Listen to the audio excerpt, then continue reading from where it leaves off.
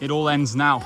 Something has gone seriously wrong tonight. Because at this point, we have to factor in that something bad could have happened. Can't waste any time. I need to make it out of this jungle alive. You heard as well? I heard multiple gunshots. This day started off as like a living nightmare and it's ended as a freaking dream. Hello and welcome back to a new video. We're picking up where we left off in the last one, which is a banger and very interesting, very long, cool video if you haven't seen it already, where we go to some pretty cool places. But yeah, we're picking up right back here for another 2 nights in this area, I believe, still grinding for the rarest pit viper in the world. I haven't explained so far why it's the rarest pit viper in the world, but just the amount of people who've come here to this area to prime habitat and search for this. We're talking not just amateurs, we're talking the best herpers in the region, some of the most prolific and most accomplished, Thai, Western, whatever, have come here. And only one individual has ever been found. All the rest for the type series to describe the species were collected by locals in the mountains. And it's basically just been failure for everybody since then. We don't know why it's so rare, where it is. We've just got a handful of coordinates and records and we're grinding our ass off trying to find it. It is brutal. It is difficult. It makes everything that's a good find that's not this seem less because you're so focused on one thing. But that's part of what makes it so addictive and so exciting. We've got 2 nights here. I think it's going to be difficult. The chance of finding it, considering the last few nights were good and we didn't, is low. But let's get to it. We're going to head up, release some snakes that we held for photography, some interesting individuals. Maybe do a little bit of daytime searching around. If we find something, I'll lock you in. Otherwise, I'll see you tonight. All right, yeah, snake did show up.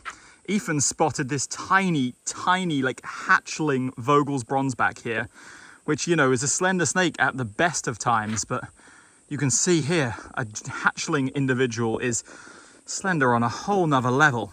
Now, this is a somewhat uncommon species that inhabits evergreen forests in the north of Thailand, up to, you know, high elevations, very high elevations, up to like 1,700 meters and above. And this is the first time I've ever seen one as tiny as this. You can make out some patterning on it. You see the typical kind of Vogel's checkered blue markings, the very, very uniform kind of bronze towards the tail, and it will have, if you can see there, a bright green venter. That's how you key this one out. But there isn't many bronzeback species in the north of Thailand, although there are a few, and some of them can be very hard to distinguish from each other. But this is a nice observation here. Really, really nice to see a snake out in the daytime. Not often we get to see those on our channel. I love this, and we're going to keep moving. We're going to drive back to the house, probably grab an early dinner, and then head out early for herping tonight.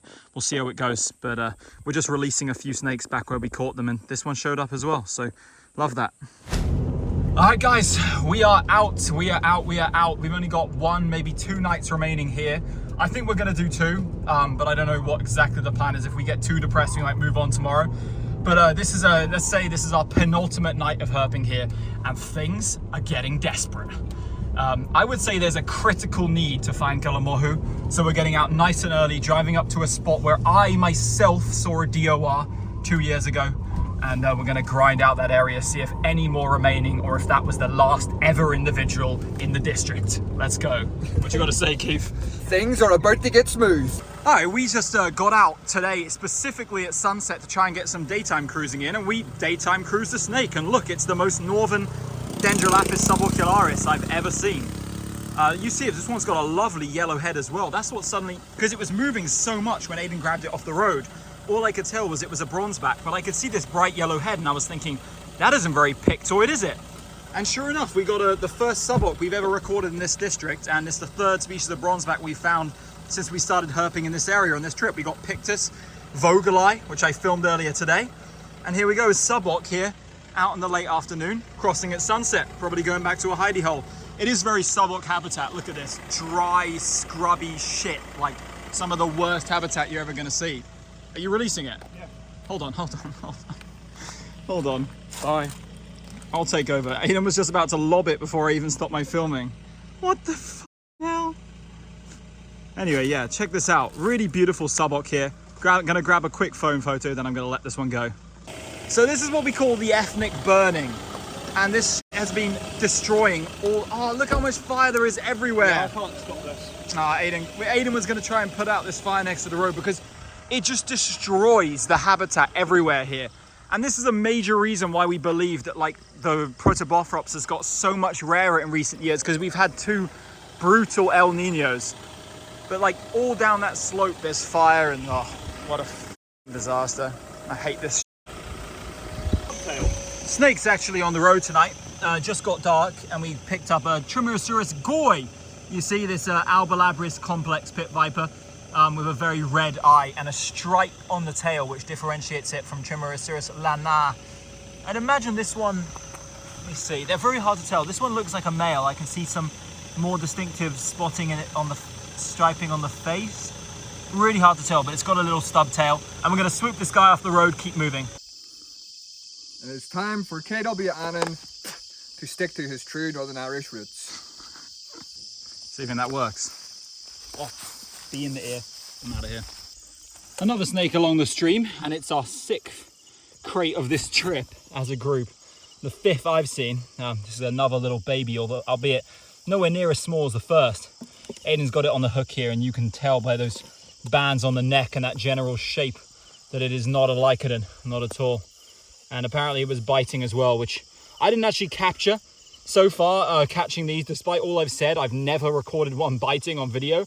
But trust me, they do bite, surprisingly. It's very quickly off capture. Well, I'll give an example. It'll probably bite the hook right now. Get ready. Let me see. There you go. There you go. We got it. Evidence. Oh, that is...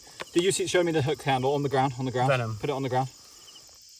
That is neurotoxic venom, which if this actually got into our bloodstream from a bite like that to any of us, there is an incredibly high likelihood of death. Being in such a remote area, and we've noticed with this species that they tend to have a, you know, there's some being kept in captivity in Thailand from this and studied, and they kill snakes so fast. So their neurotoxic venom is potent. Even off a juvenile like this, it'd be very concerning. So let's put this one back, shall we? Yep, I will. This particular stream we're walking tonight is dry, but I don't think that inhibits our chances. Plus, there might be water as we go further up. Usually there's decent amounts of water in this stream here, so I'm still surprised to see it so dry. But we've already seen a few snakes, and hopefully there's more on the cards. Hopefully one very special one. Here's finally our first snake walking along the stream in the forest. We saw the crate outside. It's a pretty big Trimerosaurus lana female, curled up in here. Just spotted a couple coils poking out of there.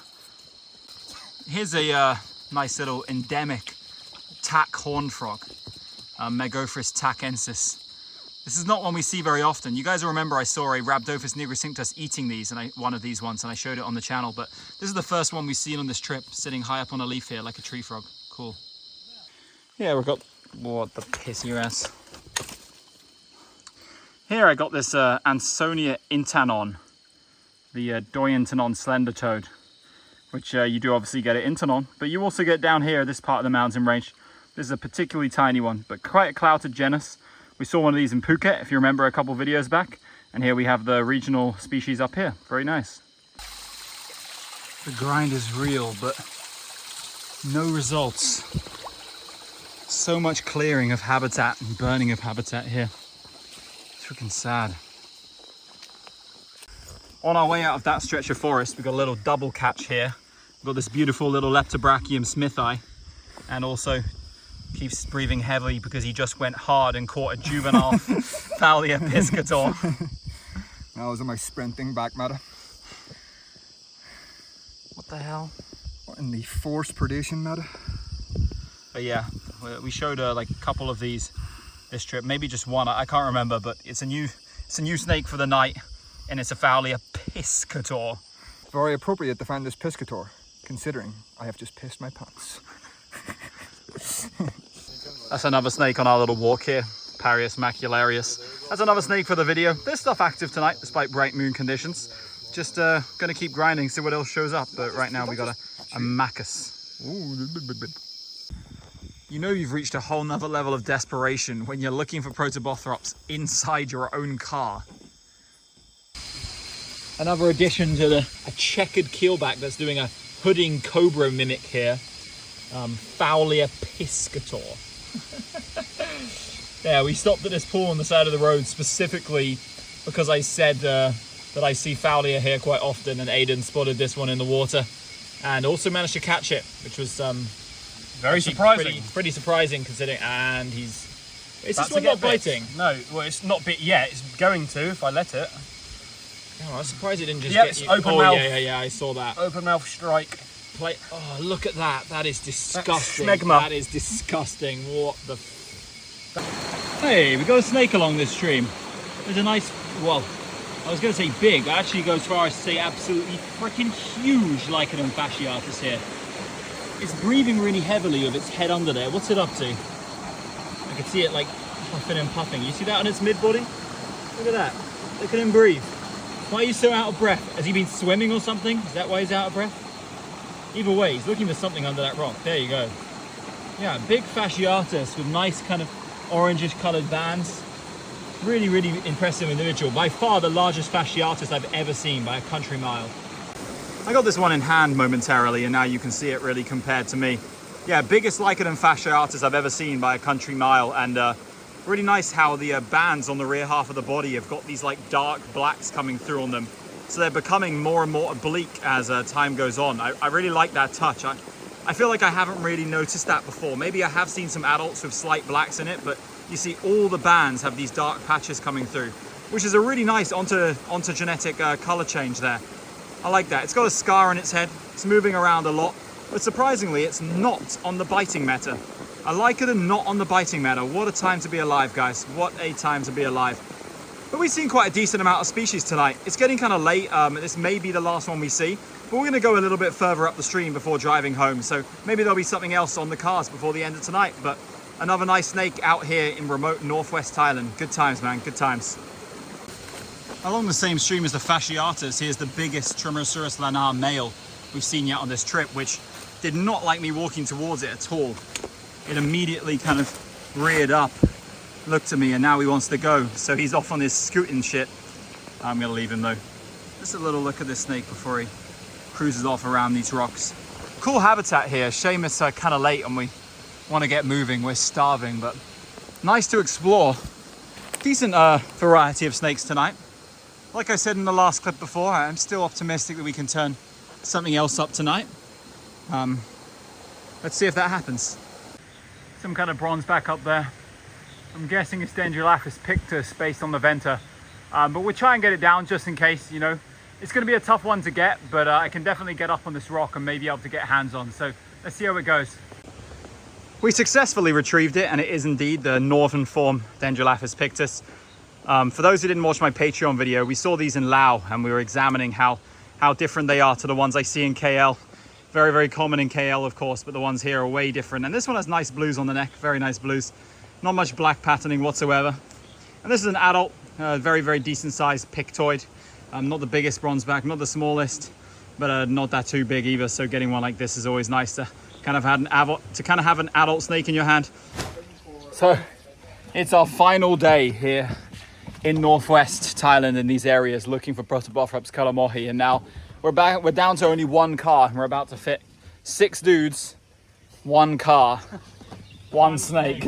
One snake. 1 bag of rice. It's gonna be around, I don't know, maybe 3 hours, 2.5 hours drive through the mountains to go where we're going today. We're going super remote, more remote than we've ever been before.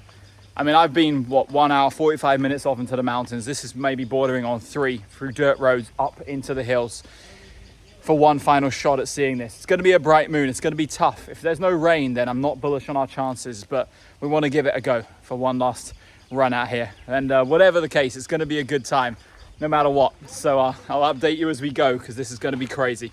Why are you wearing jumpers? Why is this guy got a head torch on at 2 p.m. in the afternoon? I don't want to lose it. Gavin, I got a Piscine brewing over here. I'm absolutely deceased at what's going on back here in the car. Absolute fucking sausage fest. This is fucking awful. It smells of buffalo shit directly next to us. This is awful. I feel like I'm in a packed minivan from Reunited to Phuket. This is what we think of ethnic burning. It's got 4 men pissing on a fire. Yo guys, I found a snake. What is it, Brabant blind snake? Not filming too many updates because I'm driving, but we're getting really far in. We've been going for, I don't know, the best part of an hour and a half probably at this point. A lot of it was actually half decent roads, but now we're getting up in elevation. We've got more into the McScuffington meta, but the boys are on their way to Omkoi. To say the buildings are quite rudimentary here would be a understatement. This is a very remote village in the hills of Omkoi. And yeah, Karen tribes people. I actually kind of like the way these huts look though. Shame they'd be so freaking hot inside. Oh, Madame Smooth. Hello. Ethnic buffaloes chilling in their mud puddles right here, chewing on something. What's cool? Oh, lovely, yeah, come on. Yeah, he said he knows about the school. He's at the school. Oh, so we've made it out to remote Omkoi district. And I'll go ahead and say it right now. This is the most remote place I've ever been in Thailand by a considerable margin. This is almost 2.5 hours drive just through like off-road to get to this village up here where there have been Kalamohu sightings. And we're going to do a little bit of exploring, speak to some locals, see how that goes. You know, hopes went high when it comes to the locals meta, but you know, it's always worth giving it a shot.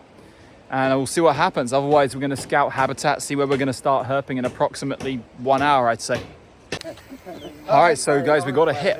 Not only does this guy know the snake, has seen the snake, and has photos of the snake, but someone was bitten in this village 2 days ago.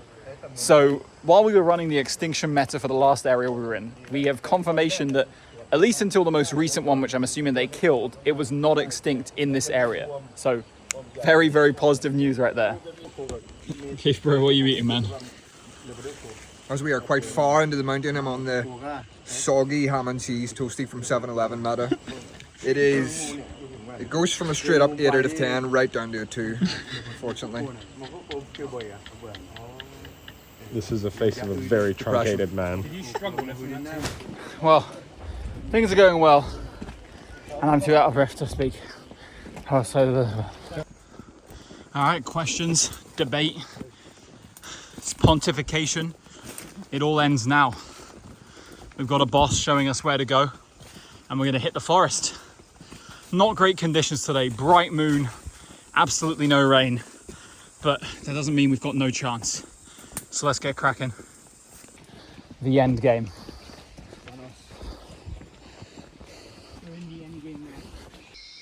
Not a single snake yet, but I have still got this little double herp here. Certodactylus and a foot flagging frog. All right, I finally got the first snake, and it's this Hebius terracarinorum of a rather, let me get a better look at this. You guys just saw it in situ there. Let's try and get a better look. Yeah, very, very, very pale colored one. In fact, that doesn't even really look like terracarinorum to me. Okay, so you can see it well here, and judging by the color, pattern, venter, and the habitat, I'm going to go ahead and say this is not terracarinorum, but this is Hebius deschauensii.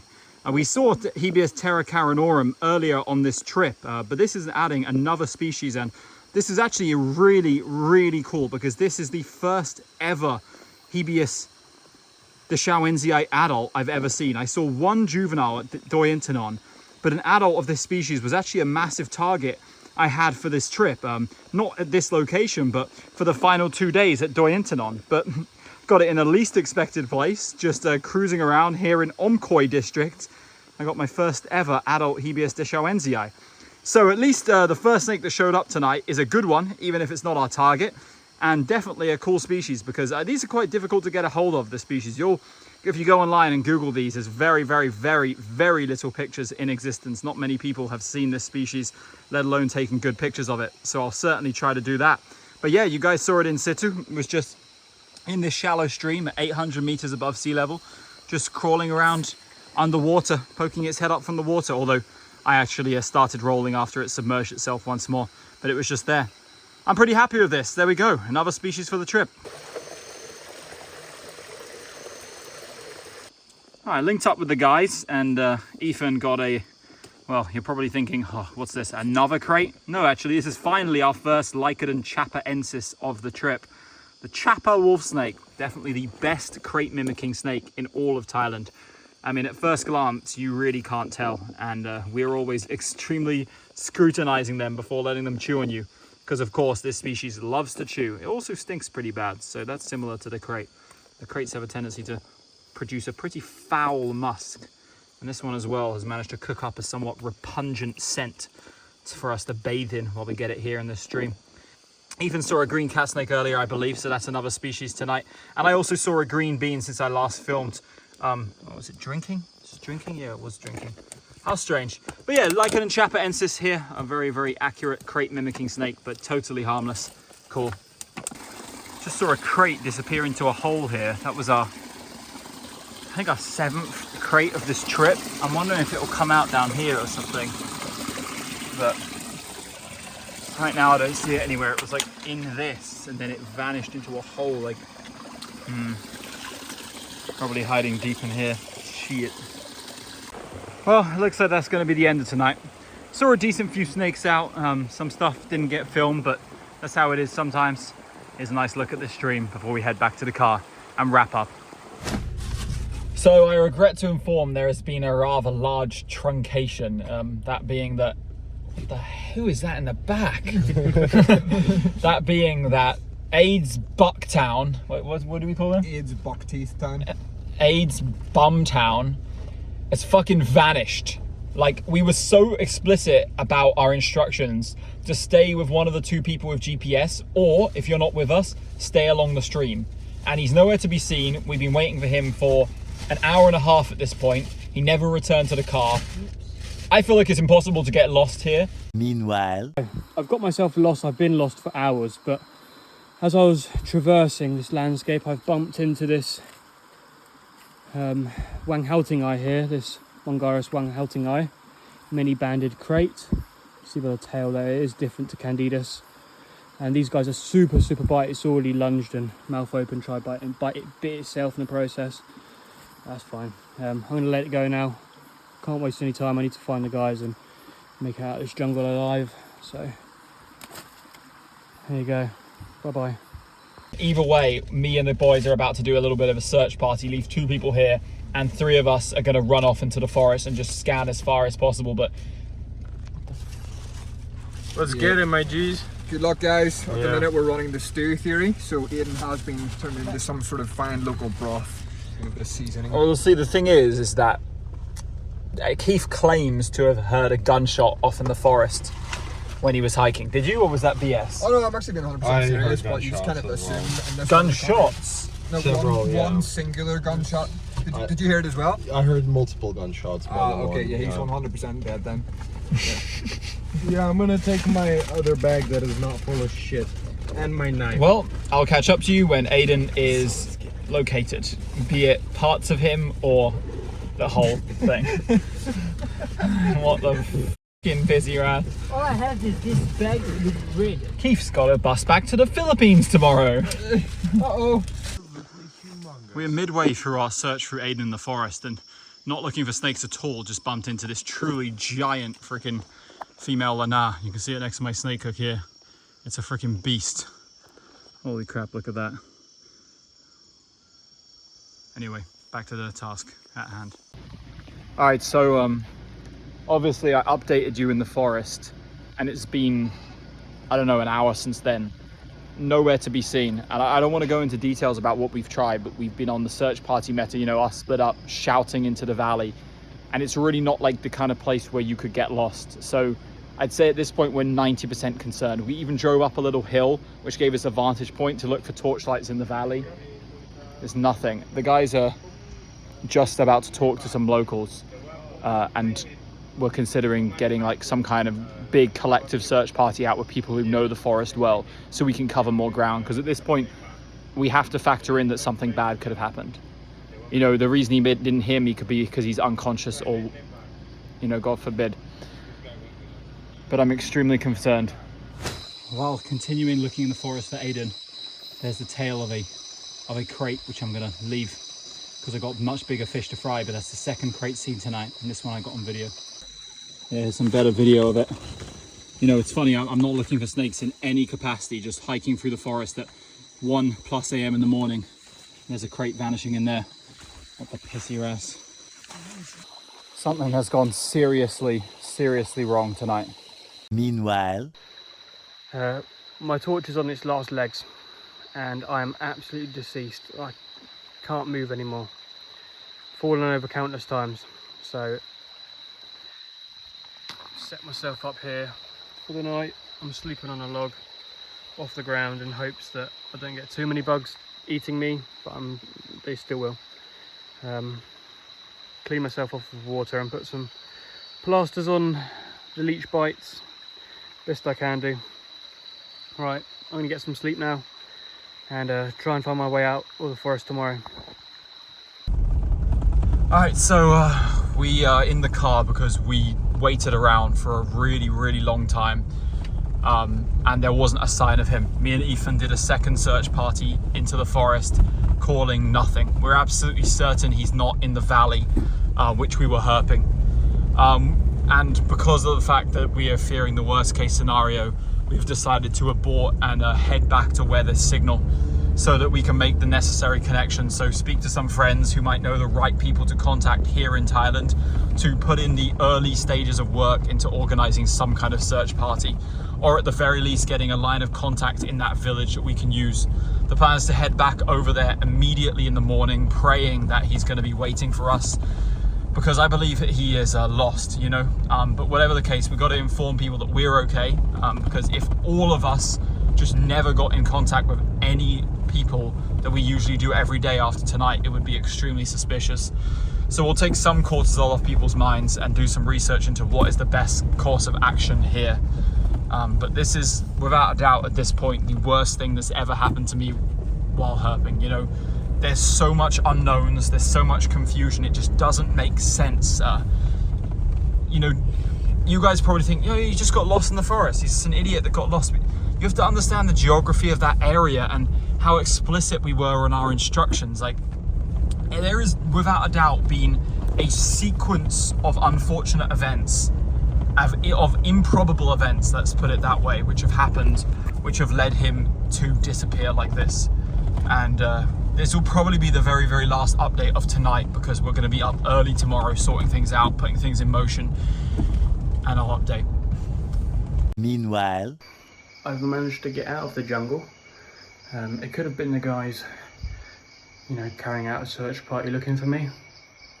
But as I was dozing off, about an hour of nap, I was disturbed by some flashing lights, like miles and miles away from me. But I managed to use that light because my head torch was done, all my batteries were done, and then hike my way back through the forest.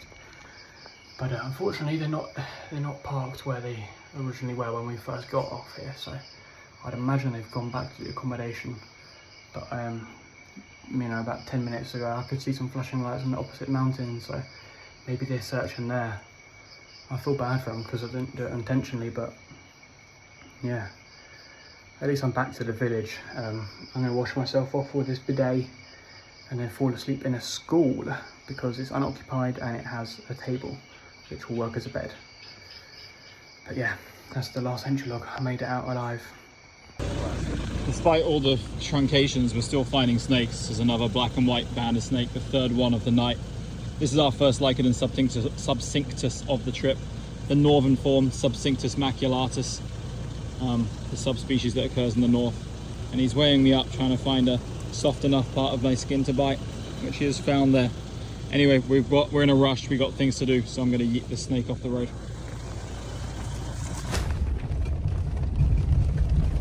On our way back to the village now. I had to wake up so early this morning to drop Keith off, so it's just 4 of us now. And honestly, I just feel too tired, too sick, too stressed out to really vlog anything. But I vlogged the first part of this story, so I might as well vlog until the end. We're only about 25 minutes maybe from the village now, maximum. And I'm really hoping he's just going to be waiting there at the school. We'll see. We just got to the village, all the kids started running up to us, and his stuff is here. And the kids are running down apparently to get him from God knows where. I'm guessing somewhere they gave him a bed to sleep in. He's serious. Okay, well, so this is what's gonna happen. I'm gonna turn off the video. We are going to literally cook this guy to a level which I don't think anyone has ever been bullied so hard in their life and abused and potentially slapped, punched, kicked, all of the above for literally driving my cortisol, stress and suffering levels to ATH. And then we're gonna speak to him personally on camera and find out what the fuck happened. And look who's in the back of the car now. The newest into the Northern Thai society. The newest inductee into the AFR tier has arrived in the fucking car after being lost in the jungle for God knows how long. We're gonna get to the bottom of this, but for now we need to get the fuck out of here. I got like gamer grip. I got that fucking good dussy. This is the face of a very truncated man. Right, so after much consultation with the man himself, I believe that we have somewhat figured out what happened, and I'm going to try and describe it as briefly as possible with Aiden's assistance, right? Yeah. So, for whatever reason, he was on the hero meta and decided to go off walking by yourself, and then what happened? Let me just take this bit. Yeah. I walked off at around 8 PM, so when I last saw the guys, as I have yet to photograph any of the Trimnosaurus in the north. When I'm on my own solo journey, I'm on the objective to link up with the guys and find them again, and I'm failing to do so, but I'm hearing noises that sound like trampling and stomping through the forest. I'm assuming it's the guys, but I'm getting no response back. I should have taken that as the key evidence that I'm not anywhere near anyone Western and I'm following buffaloes. But I carry on my journey, so I think, okay, maybe I'm just really far behind them because these guys can traverse through the jungle fairly quickly. So I carry on steamrolling upstream. It's getting late at this point. I'm blissfully unaware, whilst I'm fondling with a Wang Halting eye at this point, at around 11, 12, you know, in the night. These guys are already all linked up and they wanting to get out of there at this point because he has to go to the airport the next day in the morning. So once I had enough of marauding through the jungle, I wanted to go seriously find the guys. I'm lost for the idea of whereabouts I am, whereabouts they could be, and I can hear the bells of the buffalo. At this point I knew it's not people, but if these buffaloes are tied up to someone's property, then I can find people. Those buffaloes are not tied up and they're free roaming through the jungle. So I spent another half an hour marauding through thick rattan and thorns, crawling through bushes, ripping my earrings out, getting covered in scratches. Thorns are still in my hand for buffaloes once again. Around this time as well, I've already blown through all of my reserves of H2O. So you know what a man had to do, and I guzzled on river water. I guzzled about a litre, maybe a litre and a bit of buffalo feces infested water, which has given me hookworms in my gut. And let's cut to the long end of the story short, torch batteries died. Yeah, by this point, as I'm guzzling stream water, I've got no batteries left on the head torch. I am just going off starlight and light refractions from poachers that I can see in the jungle, and I managed to marauder my way through back downstream and get out of the jungle. But by this point, it's 3:30 in the morning, and there is no Western man to be seen within tens of miles of my location. I am the only white fella in this village, and now I've just integrated into the northern Omkoi ethnic village, and I go to sleep on some villager's homemade hammock. And there was no phone service? Nope, no phone service whatsoever. My phone's dead. Give me this. Somehow, but just for the record, somehow the people in the village managed to post something on Facebook about what had happened, saying like this guy was left behind by his friends and like they need a way to contact them. So they posted on Facebook but didn't give him access to the internet so he could message me. Either way, and in the end he actually did get some access by 1 bar of 4G, and the message made its way to me, but by that point I was already 45 minutes away and had no phone service, so the stress levels were extremely high. But yeah, that was a incredibly long-winded, badly described sequence of events, but I think we got to the point in the end. There was a major truncation of lifelong altering grand proportions. Yeah. All right, so we made it to our destination, and it's actually pouring with rain at night, so That's something. I have a piscine. I actually do have a piscine brewing. Alright, rain's coming to an end. Simon's... What the... I'm panning away from that. It's time to go herping. First snake out of the car is unsurprisingly this green bean, Trimeroceros lana. Very strange ambush position on the ground here, or rather on some leaves. But this is by far and above the most common species at Doyentenon. And we've seen a lot of them on the last part of the trip as well, so just gonna leave it here. Holy shit. There it is. One of our biggest targets. Oh my God. In situ. Look at that. Oh my God, this was one of our biggest targets here. I'm not gonna say too much. I wanna leave it in situ so the other guys can see it where it is. Coming out from under this log after the super heavy rain. Exactly what we would, oh my God, look, it's so huge. You guys will see when I catch it. If it moves under that log at all, I'm obviously gonna lift the fucking bark and grab it, but wow, look at that. Holy crap, look at this. I waited for the boys to come and now I can show it. This is like, I don't know, what would you say, like 90 centimeters long, maybe? 70, 80, yeah. I can get an accurate measurement, but I caught a Wiritz that looked about this big and that one measured at 90 cm. So I'd say it's around like 80 to 90 centimeter long of Ophis. Like, I didn't even know it was possible for the species to get this big. And look at that, man. Like, there's a few different clades of this species in Thailand. I've only ever seen the northeastern one. And this was the guy's biggest target, but it was also a huge target of mine because I've never seen the northwestern of Ophis clade. It's got very different patterning to the one we see in Nan, especially it tends to have these like stripy markings on the head. But when you look at its face, it's got that very, very typical of Ophis face with the really nice light colored eye with the cross pattern. The oranges are so striking on this, and that's what I noticed, but it's just so huge. It's like a freaking Protobothrops sized Ophis. So I guess in some part that makes up for our lack of big vipers, big terrestrial vipers at the last location. Like, this is such an amazing find. Perfect weather for these to be out. Rain, which was insanely heavy when we arrived, but then eased off. Perfect time to get out. And it was just coming out from underneath a log, as I showed. And we got one of the freaking most impressive terrestrial vipers I've seen. That is awesome. Adult MPV sized Ophis here. Maybe I'll take some more video once we got it to chill out more.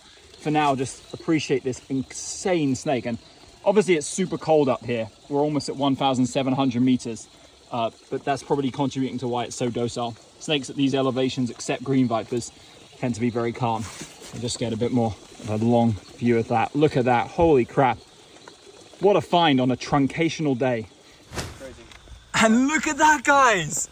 On the road, Ophis number 2 of the night. This time, just a little guy, a little sub-adult, a solid, what would you say the mass reduction on this one is? Oh, look at that. Less than a third. The color though, the color. Oh my God, that is some beautiful oranges there. The rains come in and the Ophis have come out in this bit, and we are living good. After some, this day started off as like a living nightmare and it's ended as a freaking dream. Look at this snake. Damn, that is beautiful, and straight into defensive posture. As soon as I went in close with the camera, I just spotted this one crawling onto the edge of the road. I knew what it was absolutely immediately. You know, it looks like a Malayan pit viper, but there's no Malayan pit viper up at this elevation. It's freaking a Ophis CF Monticola northwestern morph. The cooking has begun. Let's freaking go. I love how they flatten themselves out like this. It's so chilly up here as well. It's actually pretty damn cold. I'm wearing a rain jacket, which usually like has me sweating inside, but it suits this weather. And look at that, freaking fantastic, man. Hi, Aiden's back in business and he's cooked. Check it out. Freaking crocodile salamander, man. Freaking huge, mature. Man, I haven't seen one of these in so long. It's been since like 2022, the last time I saw one of these. And just look at this super unique freaking salamander. That wide, super broad head. Let me just take it in hand just to feel that for a second. Wow. Yeah, those like dots along their back are like very like strong. They're ridged and they love to crawl around. Nice orange tail. This is actually one of the larger crocodile salamanders I've seen. Obviously most mature adults are around the same size, but I've still mostly seen like ones which are either smaller than this, but love the colors on this one too. It's got some pronounced orange. The member of this species that I saw in Chiang Mai in the past was really dark across the Dawson, but this one's got some great contrast. Yeah, the rain has really brought out some stuff. We're freaking going in hard tonight already. Yeah, what a comeback from a couple tough days. Let's go. Man, thunder is rumbling in the air, and it's a good environment for herping in early May, start of the rainy season. It started raining a bit heavy outside, so we've continued cruising, and we actually saw a couple really recently clipped green beans, but here we have a lovely Parius geminatus, a twin spotted slug snake with a really cool nutshell patterning. This one's so yellow in coloration, really vibrant. And I just brought it inside the car so I could film without being soaked and soaking my phone. But Ethan's about to drop this one outside the car. But nice to see our first geminatus of the trip. It's a new species, adding to a growing species list. And I'm hoping we can rustle up one more species of snake tonight. I think this is only our third species, right? Yeah. But cool, nice little sluggy.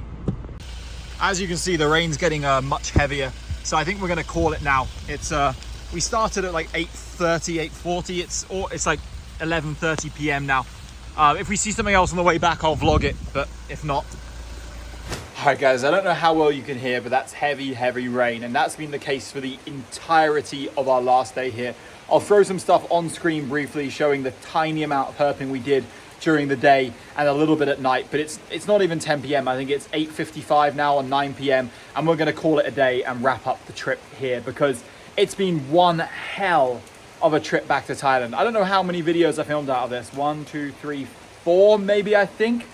At least three videos, and damn, it's been crazy. If you've been following this series, you know that we've been grinding in the field since the minute I arrived in Thailand until the very end, with some quite remarkable truncations and events occurring along the way. And we've seen some incredible snakes, a countless amount of species, and it's just been fantastic. You know, we did this trip on the run up to full moon, which is like generally the worst time for herping, and yet we ended it fantastically with an insane Avophis double here in the mountains. It's been a great time. It's been a really great time, and I hope you've enjoyed the videos. And if you have, make sure you leave a like, comment, subscribe, you know, help the video out, help the channel. And also head over to the Patreon if you want to see like an exclusive, uncut, long form video from this trip and many others to come. I upload there as much as I possibly can, usually twice per month. So it's pretty good. But yeah, I'll catch you guys soon. Laters.